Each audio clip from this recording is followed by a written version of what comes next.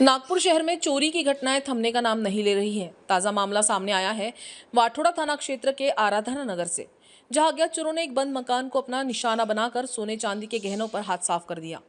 Milli जानकारी के मुताबिक घर के मालिक प्रशांत गजबीये अपने पिता के अंतिम संस्कार के लिए पूरे परिवार के साथ गांव गए हुए थे। इस दौरान चोरों ने घर सुना देखकर ताला तोड़ा और दरवाजा तोड़कर अंदर घुस गए।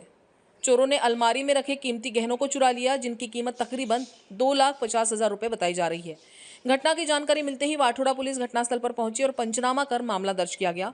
पुलिस अज्ञात आरोपियों की तलाश में जुट गई है। वहीं इलाके में लगे सीसीटीवी फुटेज की मदद से चोरों की पहचान करने की कोशिश की जा रही है। इस वारदात से आराधना नगर में दहशत का माहौल है और लोग पुलिस से गश्त बढ़ाने की मांग कर रहे हैं।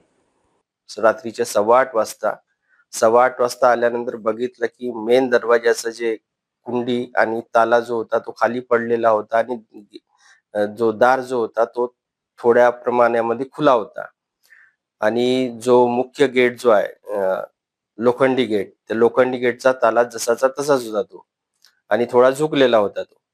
तर त्या कारणास्तव असं वाटलं की कुणीतरी घरामध्ये आलेलं आहे.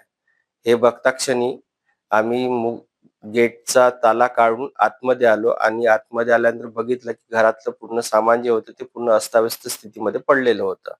पडलेलं असताना आम्ही घरमालकाला पण इतल्ला केला आणि त्याच्यानंतर पोलीस स्टेशनला पण इतल्ला केला.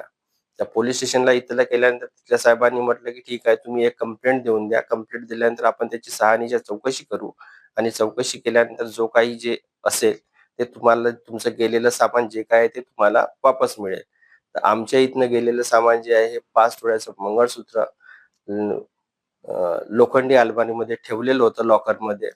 त्या लोखंडी अलमारीचा मेन जो असते दार, त्याला लॉक लावलेलं नव्हतं, पण लॉकरला लॉक लावलेलं होतं.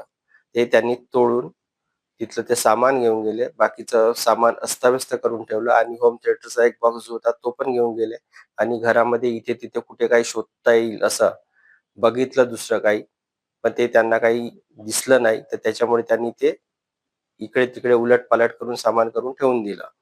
माझी प्रशासनाला अशीच विनंती आहे, की जेवढ्या लवकर होत असेल तेवढ्या लवकर आमची मदत करावी आणि आमचा गेलेला माल आम्हाला मिळावा हीच विनंती मी प्रशासनाला करतो.